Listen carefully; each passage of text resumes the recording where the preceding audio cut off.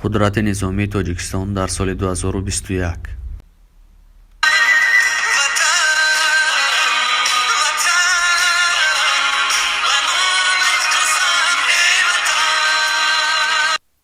қувваҳои мусаллаҳи ҷумҳурии Тоҷикистон ташкилоти низомии давлатӣ буда, асоси мудофиаи ҷумҳурии Тоҷикистонро, ки он барои муҳофизати мусаллаҳонаи истиқлолият ва тамомияти арзии он таъин гардидааст, ташкил медиҳад.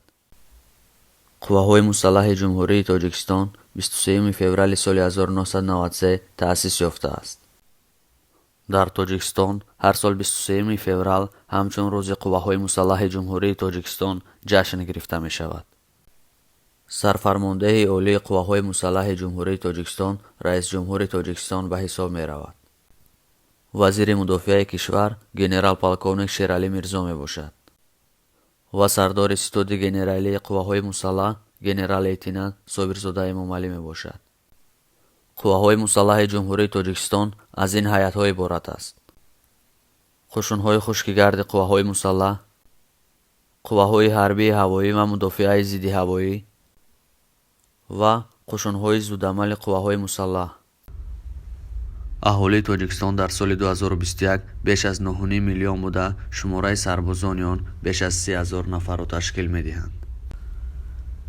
беш аз 15 000 нерӯи фаъол ва 15 000 дигар нерӯи захиравӣ. синни ба хидмат ворид шудан 18 буда, ҳар сол беш аз 150 000 нафар ба синни хидматӣ мерасанд. дар ҳолати ҷангӣ шумораи шахсони дастрас ба хидмат беш аз 2 миллион ва шумораи шахсони омода ба хидмат беш аз 1 миллиону 700 000 мебошад. дар ҳолати ҷанг шахсони дастрас мардҳое мебошанд, ки синнашон байни 15 то 49 сол мебошад. буҷаи солонаи низомии Тоҷикистон дар ин сол беш аз 70 миллион доллар мебошад. қудрати низомии Тоҷикистон дар соли 2021 нисбат ба соли 2020 5 зина поён рафта, дар байни 139 кишвари ҷаҳон ҷойи 99-ро касб намудааст. дар байни 5 кишвари Осиёи Миёна мақоми охиронро касб намудааст. дар соли гузашта бошад мақоми 4-умро касб менамуд.